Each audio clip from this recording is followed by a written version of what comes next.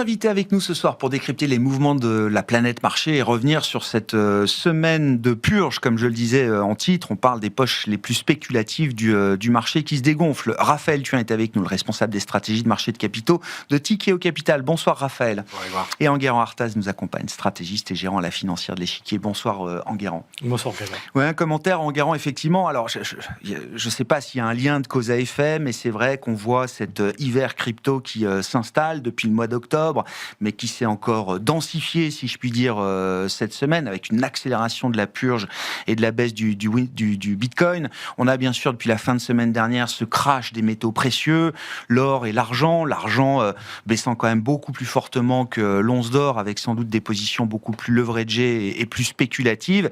Et puis, il y a ce fameux SaaSpocalypse également, qui là aussi traîne depuis plusieurs mois, mais qui s'est encore accéléré cette semaine. Et même du côté des big tech, on a vu des réactions aux publications des hyperscalers qui peuvent être un peu inquiétantes, dans le sens où le marché a de plus en plus de mal à payer l'accélération continue des dépenses d'investissement en capital. Tout ça donne quand même l'idée qu'il y a un dégonflement ou un gros deleveraging qui est en place peut-être dans les marchés aujourd'hui. Il y a, je dirais, une forme peut-être de retour un petit peu à la réalité. On reste quand même sur 3 années de hausse de marché assez forte. On a eu un tout début d'année qui était euphorique, voire presque hystérique sur certains segments de marché, parce que justement, on parlait de l'argent. On a vu la performance de l'argent sur 2024-2025. Là, on a repris encore 60% quasiment, enfin même plus 60% au pic fin janvier, avant que ça commence à se retourner. On pourrait prendre l'exemple pareil du marché coréen, qui a repris encore, je crois, 25% sur le mois de janvier, après avoir fait 80% l'année d'avant. Donc, il y avait une forme un peu d'hystérie quand même sur le début de l'année. Donc, on dégonfle une partie de ces excès-là, liés aussi à un excès de levier. On connaît les problématiques d'appel de marge aussi sur les métaux précieux. Donc, il y a une forme de dégonflement. Bon, il y a l'idée que ça ait peut-être été causé par la nomination de Kevin Warsh à la tête de la Fed. Ça me semble davantage être un prétexte qu'une raison fondamentale très solide. On avait simplement atteint des niveaux de concentration et de spéculation qui étaient trop élevés. Il fallait un événement pour dégonfler tout ça. Le sujet après du secteur des softwares et même du Bitcoin, d'ailleurs, c'est à mon sens des sujets un peu différents parce que ça dure depuis un peu plus longtemps. Dans les deux cas d'ailleurs, même si pour le coup les deux sujets n'ont rien à voir, mais ça remonte à peu près au début de l'automne dernier. Ça remonte à le software sur les 6 derniers mois, c'est 30 points de retard par rapport au S&P 500. C'est pas nouveau le phénomène. Non, c'est pas nouveau et on est d'ailleurs c'est même on a une sous-performance, je crois, au plus haut historique par rapport aux semi-conducteurs. C'est une relation semi-conducteur-software, voilà, qui est assez cyclique dans le temps depuis une vingtaine d'années. Et là, on a atteint, je crois qu'on est sur 4 ou 5 écarts types sur la sous-performance des softwares par rapport des logiciels, par rapport aux constructeurs de microprocesseurs. Donc, effectivement, pas nouveau, c'est un phénomène en qui est justifié, je pense qu'on en parlera. Donc c'est quelque chose qui dure depuis un peu plus longtemps. Et sur la partie plutôt hyperscaler, donc sur les grandes boîtes de technologie et le lien avec donc les investissements, puisque c'est ça à nouveau qui a fait plutôt baisser le secteur, c'est des investissements dans l'IA qui étaient supérieurs à ce qu'on attendait. Mais en fait, là aussi, c'est une forme pour moi de retour à la réalité. C'est-à-dire, c'était une crainte qui a émergé à l'automne dernier, octobre-novembre, ce qui avait causé la baisse des marchés en novembre. Et puis, on l'avait un petit peu oublié en se disant non, mais finalement, tout va bien, en fait. Et puis, la question se repose parce que malgré tout, c'est une question de fond. Quid de la rentabilité de ces investissements, quid du RIN de ces investissements, ça reste une vraie question. Ça ne veut pas dire que le business model de ces entreprises est à risque, mais ça veut dire que c'est une question de fond que le marché avait peut-être un petit peu vite oublié et qu'il est en train de redécouvrir. Quand je dis encore en phase d'accélération des CAPEX, c'est spectaculaire.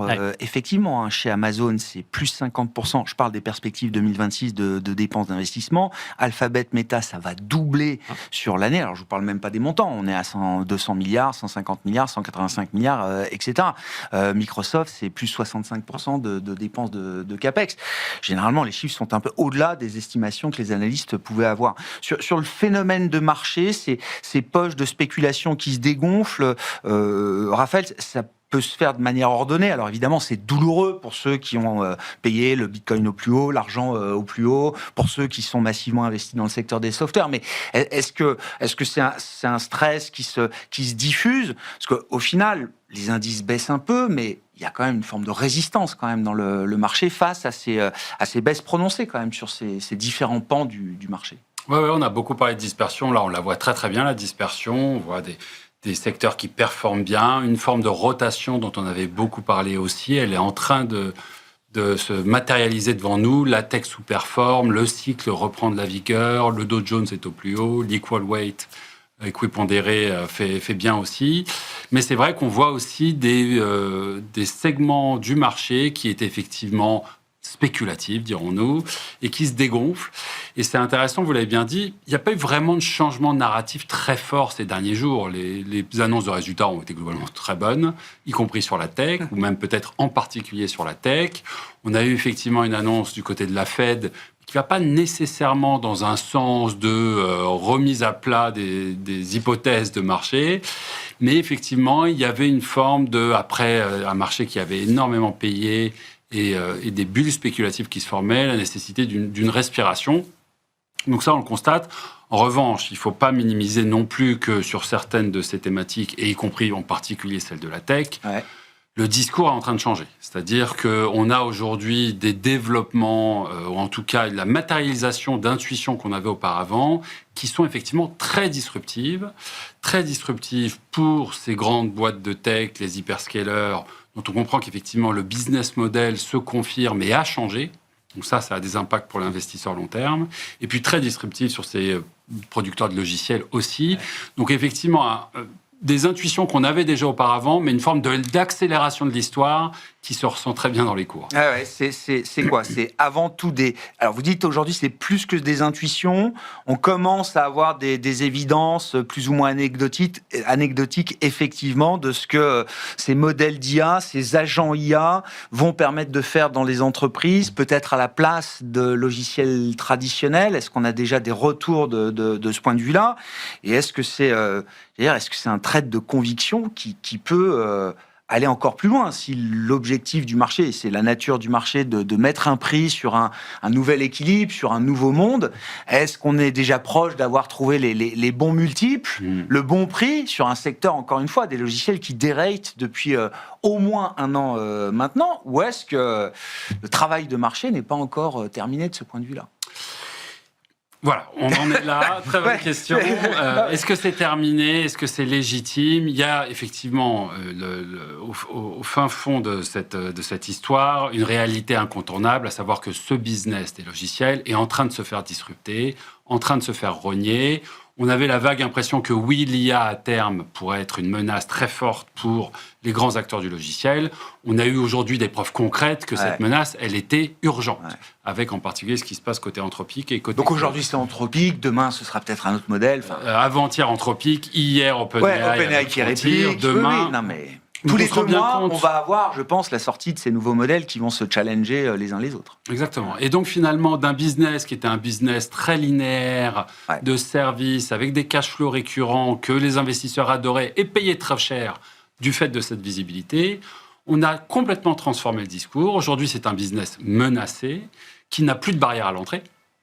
Terminé. Aujourd'hui, en 2 minutes, avec votre Claude, vous reproduisez Salesforce. Je schématise, pardon. Non, mais... donc, plus de barrière à l'entrée et plus vraiment de source de croissance identifiée. Aujourd'hui, quelle est la croissance lorsqu'on sait que ce business va être rogné petit à petit? Avec aussi cette impression que finalement, ce nuage noir, il va rester là pour les années à venir. Que oui, demain, OpenAI ou Google ou d'autres sortiront une super app qui permettra en un clic de remplacer tel ou tel producteur de logiciel. Que oui, finalement, c'est un petit peu l'année d'accélération de l'IA, de l'innovation qui se met à accélérer aussi, et qu'au final, les raisons pour lesquelles vous investissiez l'année dernière n'existent plus aujourd'hui. Donc face à ça, vous mettez les valos. Alors elles ont beaucoup décoté, les valos, mais être pas cher, c'est pas nécessairement suffisant pour investir. En tout cas, quand vous cherchez de la visibilité, ça ne peut ne pas suffire. Et puis quand vous les reprenez une à une, ces boîtes de logiciels, il y en a qui sont quand même encore assez chères. Encore cher. Ouais, vous payez pour certaines plus de 20 fois les earnings. Ouais. Donc finalement, il y a de la place. Vous rajoutez, pour complexifier le tout, un risque software qui est absolument partout dans le marché. Tout le monde en a. C'est 10% du S&P, c'est 15% du marché des loans, c'est 5% du marché de la yield. On se rend compte qu'il y en a partout aussi en dette privée, en private equity. Tout ça fait que finalement, on a un cocktail un peu indigeste qui ne donne pas très envie d'aller trop s'exposer. Alors, évidemment, il y a de la sélection de valeurs. Certains s'en sortiront mieux que d'autres. Le marché est excessif à la baisse comme il peut l'être à la hausse. Bien sûr, il y a des choses à faire. Mais attention, effectivement, le discours a changé. Ouais. Changement de statut violent, c'est pas la première fois que ça arrive, mais c'est toujours spectaculaire quand on voit des darlings de chuter comme ça de leur piédestal. Enguerrand, quelle analyse vous faites à l'échiquier de ce SaaSpocalypse? Je suis désolé, je répète cette expression que j'aime beaucoup. Et effectivement, quand Raphaël Thuin dit qu'il n'y a plus de barrière à l'entrée, en tout cas que le marché imagine qu'il n'y a plus de barrière à l'entrée, dans quelle mesure c'est vrai? On le sait tous, des boîtes comme SAP, ce qu'on appelait les SS2I avant, les ESN, c'est des boîtes qui sont, quand je dis présentes dans l'entreprise, c'est-à-dire physiquement présentes dans l'entreprise. Vous avez des consultants SAP qui sont, presque vos confrères ou vos consoeurs ou vos collègues de boulot quand vous travaillez dans une banque, dans une grande entreprise industrielle ou n'importe quelle autre entreprise. Ces gens-là sont dans les entreprises quand même. Oui, il est probable, mais comme ça a été très bien dit, le marché est toujours excessif à la baisse, donc il est probable que pendant un temps, on exacerbe peut-être un petit peu justement la tombée des barrières à l'entrée et qu'on minimise un peu le pouvoir qu'ont ces entreprises du fait de leur implantation très forte dans beaucoup d'entreprises. Donc ça, c'est sûrement un petit peu minimisé. Désolé, je vous coupe, Enguerrand, oui. Mais c'est Jensen Huang et le patron de Arm Holdings qui viennent défendre le secteur. Jensen Huang dit que c'est le truc le plus illogique du monde d'imaginer que toutes ces boîtes-là vont disparaître à partir du moment où elles développent des outils et que ces outils vont être nécessaires à la diffusion de l'IA. C'est le même discours du patron de Arm Holdings. Non, bien sûr, et c'est effectivement, je pense que penser que ces entreprises vont disparaître, vont être totalement disruptées, je pense qu'à nouveau, le marché est un peu dans l'excès. Maintenant, et là, je suis tout à fait d'accord, on a un modèle qui change. C'est-à-dire que le modèle de ces SS2I, c'était un modèle avec des coûts incrémentaux qui étaient très faibles, avec des marges brutes qui étaient généralement autour de 80%. Peut-être que la nouvelle réalité, ce sera des marges brutes autour de 60 ou 50%. Ça ne veut pas dire que ces entreprises sont à risque fondamental sur leur business. Ça veut dire que le multiple que vous leur associez n'est plus le même. Quand on passe de 80 à 50 ou 60% de marge, on ne donne plus la même prime sur l'entreprise. Donc je pense que c'est aussi simple que ça. Comme ça a été très bien dit, c'est des entreprises qui sont encore assez chères globalement. On ne parle pas d'un secteur qui est à 12 fois les earnings. Donc il y a un travail de high rating de ce secteur qui est en train d'être fait, qui est sans doute un peu excessif, qui aura sans doute plein d'allers-retours encore dans les trimestres et les années qui viennent sur ce secteur. Mais on a un secteur qui, je pense, est en train de changer fondamentalement de manière de travailler. Je ne serais pas étonné que dans les 10 ans qui viennent, on ait dans ces entreprises des modèles qui se rapprochent peut-être de certains grands laboratoires pharmaceutiques où on a un coût d'acquisition des modèles qui va ressembler au coût d'acquisition des nouvelles molécules pour un laboratoire pharmaceutique.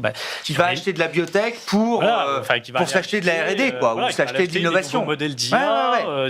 Il peut y avoir des choses comme ça. Peut-être que ça ne sera pas ça du tout. Mais en tout cas, il y a un impact potentiel sur les marges. Et finalement, c'est un peu le même sujet, alors qu'ils sont au deux bouts du spectre, mais avec les hyperscalers. Parce qu'en fait, c'est pour ça que le sujet des investissements est aussi prégnant. C'est qu'en fait, quelle était l'appréciation du marché de ces entreprises-là? Ces entreprises cash riches, qui investissaient très peu, qui utilisaient leur cash surtout pour faire énormément de rachats d'actions. Donc c'était... pour le marché, c'était presque devenu des sociétés défensives qu'on avait un peu tout le temps. Là, on commence à avoir des sociétés qui redeviennent des sociétés de CAPEX, avec une incertitude sur la rentabilité des CAPEX, sur le rythme, avec en plus une concurrence effrénée entre ces grands groupes. Donc pareil, le statut n'est plus le même. Ça ne veut pas dire que ces entreprises sont à risque. Ça veut dire qu'à nouveau, la prime que vous leur accordez, elle n'est plus forcément celle qu'on leur accordait il y a quelques années. Et ça ne fait pas partie des plus chers du marché quand on parle des big tech américaines, des 4-5 gros hyperscalers. Elles n'affichent pas des multiples délirants par rapport à ce qu'on peut trouver ailleurs, et y compris dans le secteur des logiciels. Bien sûr, ça se paye entre 25 et 30 fois les earnings, mais justement, 30 fois, c'est... Bien sûr, on compare toujours à la bulle de 2000 en disant ça va, c'est que 30 fois alors qu'on était à 80 fois en 2000. Très bien, mais peut-être que la nouvelle réalité, c'est plus 30, c'est 25 ou 24. Et malgré tout, ça opère un de-rating. Ça ne veut pas dire qu'il ne faut plus en avoir, ça veut dire qu'on ne paye plus la même prix. Mais c'est quoi ? Il y a un phénomène de commoditisation que le marché anticipe, c'est ça ? Beaucoup de capex, de plus d'endettement, oui. Et des produits standardisés à l'arrivée ? La grande question aussi, alors évidemment, il y a deux sujets. La première chose, c'est que ce qu'on utilise pour le CAPEX, on ne l'utilise pas pour le rachat d'actions ou pour les dividendes. Ça joue quand même un petit peu pour l'actionnaire à la fin. Et puis la deuxième chose, ça c'est une question qui à mon sens n'est pas encore réglée, c'est est-ce que le fait de disposer de solutions d'AI parmi les leaders de marché devient un atout ? Ou alors, est-ce que c'est simplement un must-have pour rester dans la course ? Et ça change aussi beaucoup de choses sur la capacité à pricer derrière. C'est que si c'est juste quelque chose que vous devez avoir pour être encore dans la course, c'est assez difficile de le monnayer. Donc, il y a cette question-là qui est pas totalement réglée. Est-ce que c'est un vrai relais de croissance et d'accroissement des marges pour ces sociétés-là ? Il y a encore une incertitude. Intéressant de voir d'ailleurs la stratégie ou la non-stratégie d'Apple en matière d'IA, c'est ceux qui dépensent le moins. Les CAPEX n'augmentent quasiment pas. Je crois que c'est 15 milliards à peine de CAPEX prévus pour 2026 chez Apple. C'est le cours de bourse qui tient le mieux là, depuis les dernières publications. Et peut-être que dans 3 ans, on se dira que c'est le Kodak de l'IA et qu'ils ne sont pas Apple à Gemini, ils sont obligés de s'allier, effectivement. C'est peut-être une autre stratégie, effectivement. En tout cas, beaucoup moins gourmande en CAPEX pour Apple par rapport aux autres. Après, c'est intéressant de noter aussi que la déroute de la semaine ne s'est pas arrêtée au marché des seuls logiciels. On a vu les médias, Publicis, on a vu les plateformes de paiement, les services spécialisés. Enfin voilà, tout y est passé quand même. Ouais, on est en train d'essayer d'anticiper qu'est-ce que l'IA pourra disrupter demain. Et probablement que peut-être finalement, on pourrait imaginer que cette année, un peu plus que ce qu'on croyait avant, ça peut être l'année de l'accélération de l'IA. C'est-à-dire qu'on commence déjà, on a la confirmation que les dépenses d'investissement se maintiennent, voire même accélèrent. On voit les chiffres de CAPEX, mais aussi on entend ce que tous les PDG nous disent. Il n'y a pas un seul PDG qui ne nous explique pas que la demande explose, qu'elle accélère, que le problème, ce n'est pas la demande, c'est l'offre et la capacité de mise en production. On l'a vu avec la mémoire et les entreprises de mémoire qui sont au plus haut. Donc ça, c'est une première intuition qu'effectivement l'IA accélère. On commence enfin à avoir des preuves concrètes de retour sur investissement. On va parler déjà de Claude. Claude, c'est une preuve que oui, ce gigantesque marché du logiciel, c'est presque 1000 milliards de chiffre d'affaires par an, peut être rogné à vitesse grand V par ces LLM. Donc ça, c'est une capacité de retour sur investissement qui est intéressante. On a vu Meta et Alphabet qui ont très explicitement, et dans le cas de Meta, ça a été spectaculaire, expliqué que ces investissements IA permettaient de la profitabilité, permettaient un accroissement de leur chiffre d'affaires. Donc ça, c'est un deuxième cas de figure. On peut même parler d'ailleurs du marché de l'emploi aux États-Unis, où le ralentissement commence à être maintenant très explicitement attribué à l'impact de l'IA et de son adoption. Donc peut-être que 2026, finalement, plus rapidement que prévu, pourrait être cette année d'accélération de l'IA, d'intégration de l'IA dans nos économies, de l'impact de l'IA sur certaines industries, sur la macro, sur le marché de l'emploi. Et c'est vrai qu'aujourd'hui, il y a une forme de paradoxe dans ce marché où on voit qu'effectivement, les perdants de l'IA souffrent énormément. Les logiciels, par exemple, et on va extrapoler demain sur les médias ou autres. Et les gagnants ne gagnent pas encore beaucoup. Les gagnants ne gagnent pas. Ouais. Il y a un truc asymétrique là. Par exemple, Nvidia. Les explosions des dépenses d'investissement des hyperscalers, Nvidia ne fait rien. Alors oui, ils ont internalisé une partie de la production, ils utilisent en partie leurs propres microprocesseurs. Ça a pris 26% sur... voilà. Mais vous regardez les multiples, c'est plus très cher. Hein. Ah bah non. Rien de tout ça n'est très cher. Et d'ailleurs, on a un petit peu évacué le concept de bulle. Vous avez remarqué qu'on en parle beaucoup moins. Parce que les multiples ne sont pas très chers et les profitabilités continuent à augmenter et sont au plus haut. Donc il y a cette forme d'incompatibilité. Donc peut-être que pour l'investisseur, c'est ça la question. Est-ce que vous voulez acheter le scénario d'une accélération de l'IA ? Auquel cas, c'est facile. Vous vendez tous les logiciels, vous achetez les hyperscalers, vous achetez l'infra IA, vous achetez Nvidia et vous le faites à des prix qui ne sont pas très chers. Ou est-ce que vous croyez que finalement on est allé trop loin, qu'on revient peut-être davantage au discours de 2025 qui consiste à dire que ça va être une adoption long terme, que les dépenses d'investissement sont telles que ça va être dur d'être profitable. Donc voilà, c'est un petit peu le choix qui s'offre à vous en tant qu'investisseur. Ouais, et comment vous, en tant qu'investisseur et gestionnaire de portefeuille professionnel, quel choix vous faites ou comment vous arbitrez ces risques, effectivement, parce qu'on n'a peut-être pas toutes les réponses encore aujourd'hui, ni du côté des perdants, ni du côté des gagnants. Aujourd'hui, les gagnants sont les fabricants de puces et d'infrastructures, mais on peut avoir des gagnants peut-être dans le secteur financier, dans le secteur pharma également. Là aussi, c'est pas des secteurs qu'on cite souvent comme étant des gagnants potentiels. J'ai pas l'impression que, contrairement au logiciel ça de-rate, j'ai pas l'impression que ces secteurs-là re-rate, ou en tout cas avec une prime IA qui se serait installée. Comment on se positionne là, à ce stade justement du Vous avez cité quelques idées qui sont très bonnes. Donc déjà, on est plutôt acheteur de cette idée qu'il y a une accélération de l'IA et qu'il y a des véhicules d'investissement très attractifs sur le marché aujourd'hui. Parmi les hyperscalers, alors elles ont toutes des histoires qui commencent à se différencier. Microsoft a clairement un cas d'investissement qui est en train de changer. Donc ça, c'est qui se fragilise ou on évoque évidemment la dépendance à OpenAI désormais. Quand on regarde Microsoft, on peut parler vraiment de 3 relais de croissance. Il y a d'une part le cloud, qui cartonne et qui ne déçoit pas et qui bénéficie de ses dépenses d'investissement, évidemment.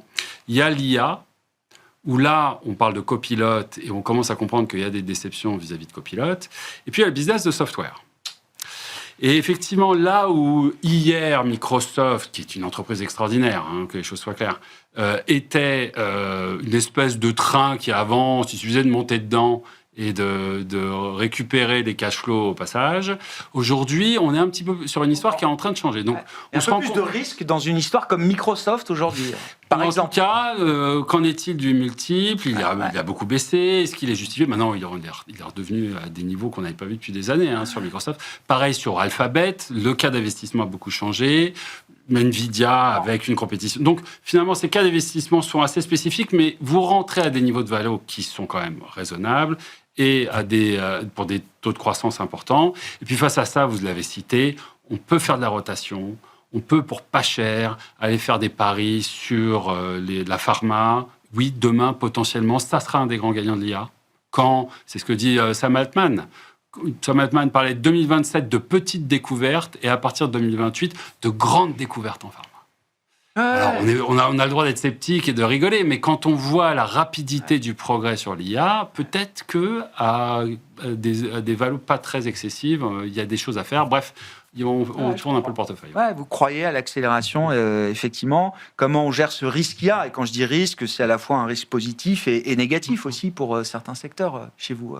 Alors effectivement, je ne vais pas revenir sur ce qu'a été dit, parce qu'on est assez d'accord. On continue à jouer pas mal les financières. C'est un secteur qu'on aime toujours bien, c'est surtout les bancaires, plus que le secteur assurantiel. Et pas que pour l'IA. Non, parce que c'est pas encore la thèse centrale du cas d'investissement. A quand même peu de chances de se retrouver dans le panier des perdants de l'IA, et qui, par ailleurs, si on enlève toute la sphère IA, a des relais de croissance structurelle, a encore un potentiel de re-rating léger quand même maintenant, mais par contre, on n'a fait que rattraper la croissance des BPA sur le secteur des banques, donc il y a encore pas mal de chemin à faire.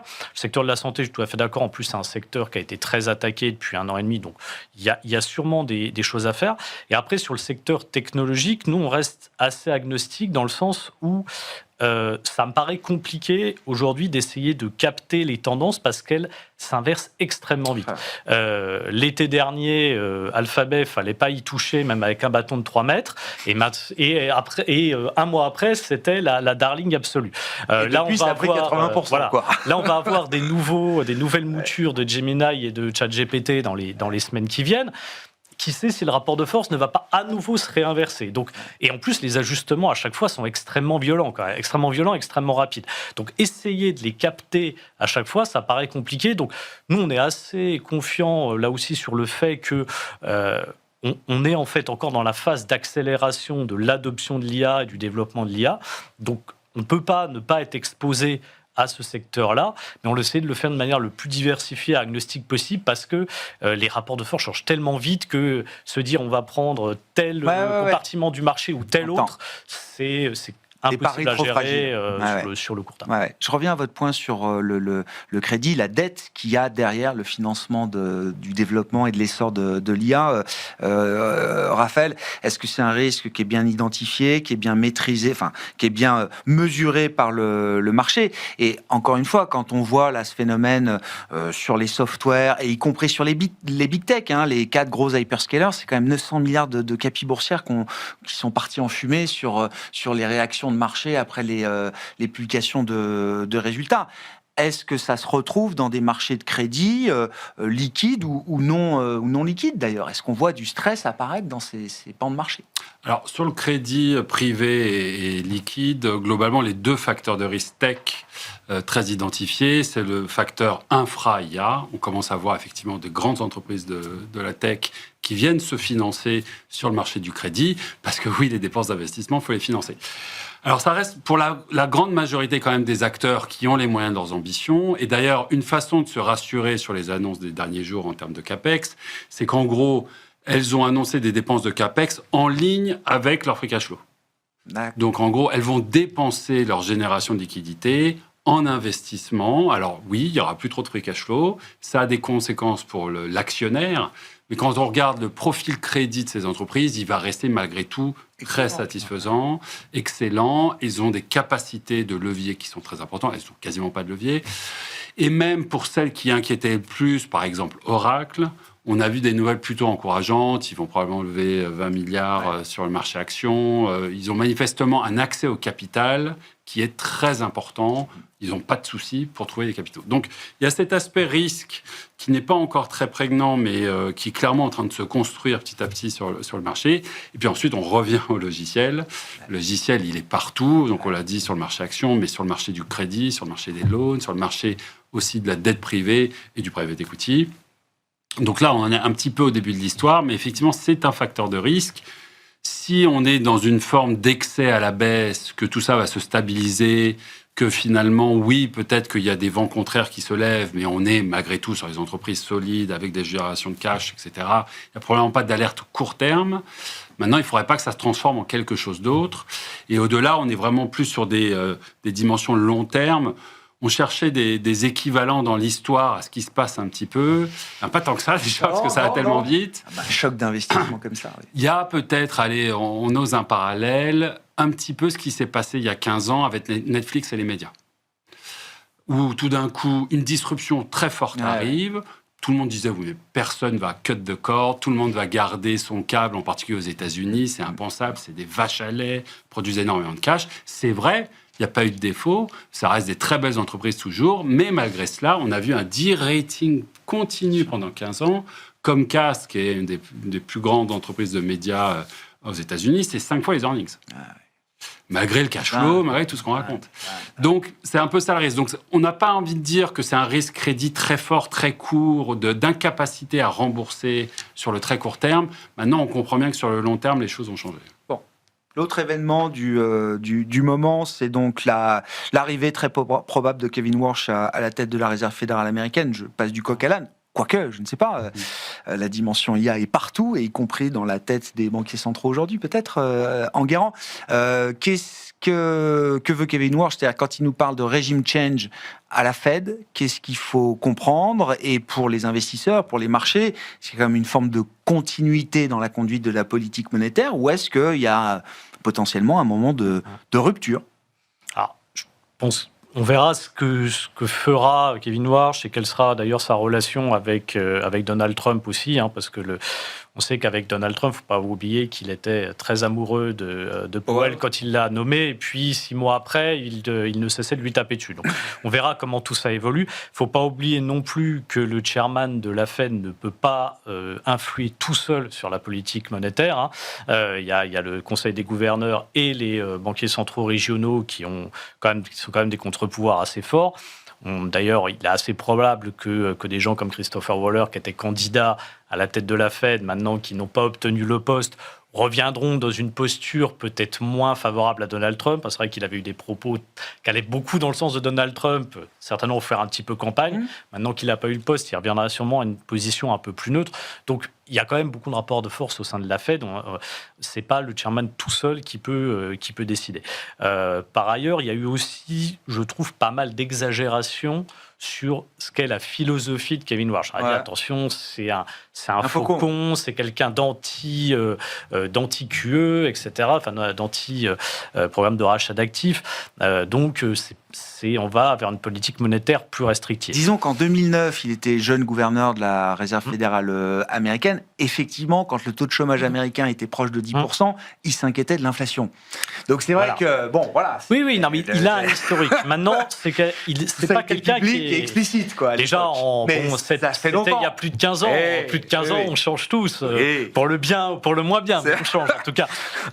Et aussi, c'est pas un anti-rachat d'actifs structurel. C'est-à-dire, lui, il a une position qui est d'ailleurs la position même d'une partie de la Banque Centrale Européenne aussi. C'est de dire, en fait, le QE n'est pas forcément la bonne arme pour soutenir l'économie et faire repartir l'inflation.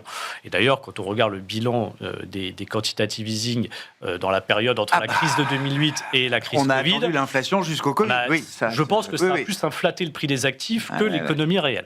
Par contre, c'est pas quelqu'un qui est anti-programme de rachat d'actifs quand il s'agit de stabiliser l'économie. D'ailleurs, dans des cas comme on a eu il y a 2 ans, 3 ans maintenant, avec la faillite de Silicon Valley Bank, ce type d'intervention d'urgence, c'est pas quelqu'un qui est du tout contre. Donc, voilà. Donc il y a quand même un put.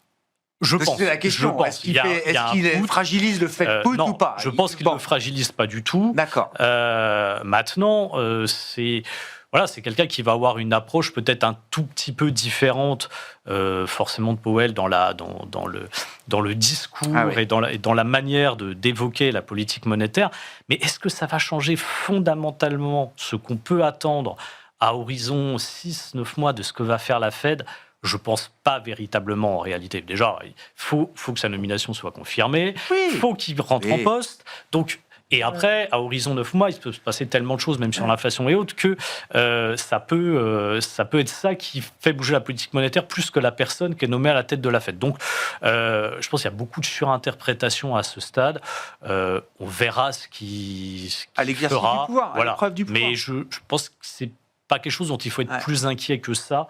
À mon avis, il y a plus d'inquiétude à avoir sur ce que fait, ou plutôt ce que ne fait pas la Banque Centrale Européenne, plutôt que sur la Fed.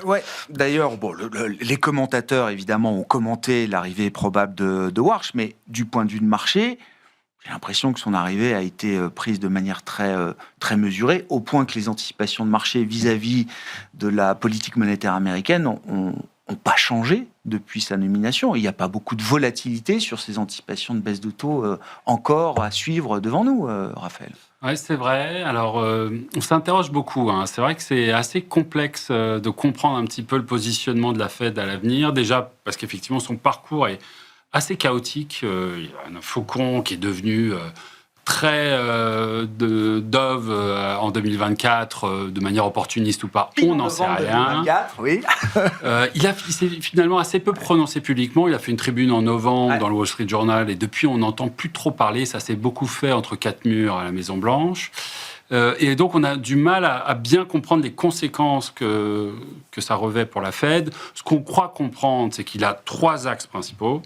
Le premier, c'est baisser les taux. Et baisser les taux parce qu'il est partisan de ce que dit le président Trump, à savoir, nous sommes dans une phase de croissance qui est principalement tirée par des problématiques d'offres, des problématiques de productivité, et qui pourrait ne pas déclencher d'inflation, un peu comme on a vu dans les années 90. Je schématise le discours. Mais il y a une vraie vision de cette trajectoire et de cette tendance. Voilà, alors c'était la vision du président Trump, et ce qui s'est aligné de manière opportuniste, on a envie de lui donner quand même le bénéfice du doute. Donc voilà une vision qui consistera à penser qu'on va laisser l'économie chauffer, parce qu'elle ne devrait pas créer d'inflation. Donc ça, c'est quand même un premier changement, c'est pas exactement l'angle qu'on entend du conseil de la Fed aujourd'hui. Deuxième chose, effectivement, il parle depuis cette fois-ci très longtemps du QE, du fait que utiliser le bilan de la Fed pour injecter les liquidités n'est pas une bonne idée. Il appelle ça la monetary dominance. Exactement. Ouais. Donc ça, a priori, on ne sait pas trop dans quelle forme ça va tourner. C'est un petit peu contradictoire avec la première partie de l'équation. On est même un peu surpris que le président Trump puissent accepter ce genre d'approche. Mais donc voilà une deuxième conviction de ce point de vue-là qui pose question. Et puis la troisième question qui pose question, troisième conviction, c'est réformer la Fed. Ah oui. Alors, qu'est-ce que ça veut dire réformer la Fed ? On ne sait pas trop. On comprend que ça a à voir avec le bilan de la Fed. On comprend que ça a à voir aussi avec la communication de la Fed, anticiper des mesures suivantes. Est-ce que ça a à voir avec l'indépendance aussi ? On ne sait pas trop, mais tout ça fait que le marché ne sait pas trop où se placer. Peut-être qu'il pousse une forme de ouf de soulagement parce que Kevin Hassett, qui a longtemps été l'autre prétendant favori, était peut-être vu comme moins indépendant, mais on n'est peut-être pas au bout de nos surprises. Au final, si on doit quand même avoir une idée sur une des conséquences de sa nomination, c'est que tout ce qu'on raconte là, conviction 1, 2, 3, globalement, ça devrait contribuer à une pontification. Ouais, c'est ça. On baisse les taux en bas, on achète moins sur le long, et l'indépendance de la Fed est mise en cause. Les trois facteurs poussent à penser que sur les taux longs, il pourrait y avoir une pression haussière, et sur les taux bas, une pression baissière. Donc, et sur le dollar, ça se traduit par une pression plutôt à la baisse ou... Probablement. Aussi, le dollar est plutôt sensible aux politiques des banques centrales, donc c'est à première vue ce qu'on a envie d'imaginer. Bon, on verra où il règle le curseur en matière de politique monétaire, mais comme vous le rappeliez, c'est quand même une voix par personne, et le président du FOMC et de la Fed n'a pas plus de voix que les autres membres votants en l'occurrence. En revanche, sur la stratégie de communication, les équipes, beaucoup de changements peut-être à attendre dans les équipes d'économistes, l'utilisation des modèles, faut-il communiquer les prévisions régulièrement, etc. Voilà, là, il peut avoir la main en tant que président de la Réserve fédérale américaine. Pour conclure avec vous, Enguerrand, parce que vous l'avez dit d'un mot, donc Kevin Warsh va continuer de baisser les taux, contrairement à la Banque Centrale Européenne, c'est ça et qui vous désespère un peu plus encore aujourd'hui. Enguerrand, vous n'êtes pas le seul. Malheureusement, oui. Vous n'êtes pas le seul. Vu que vous avez reçu mon confrère Nicolas Gosselin, je pense qu'il est encore plus incisif que moi sur la question. Mais le statu quo semble ferme, unanime, et enfin définitif. Rien n'est définitif dans le monde des marchés, mais en tout cas durable au moins pour quelques temps. Oui, il suffit d'écouter en fait la patronne de la BCE. Je parle de la vraie patronne, qui n'est pas Christine Lagarde, mais qui est Isabelle Schnabel. C'est elle, la vraie patronne de la BCE. Il faut écouter ce qu'elle nous dit. Elle continue d'avoir un logiciel qui est que toute potentielle accélération de la croissance est un risque inflationniste.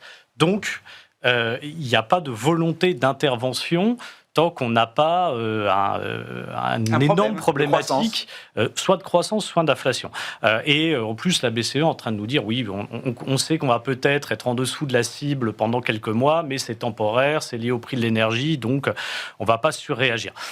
Il se trouve quand même que on verra la conséquence de la future politique monétaire de la Fed sur le taux de change, mais on a quand même un risque plutôt d'un euro qui se renforce. Et si on le regarde en plus en dehors de la parité euro-dollar versus un panier de devises, on a quand même un euro qui est assez fort.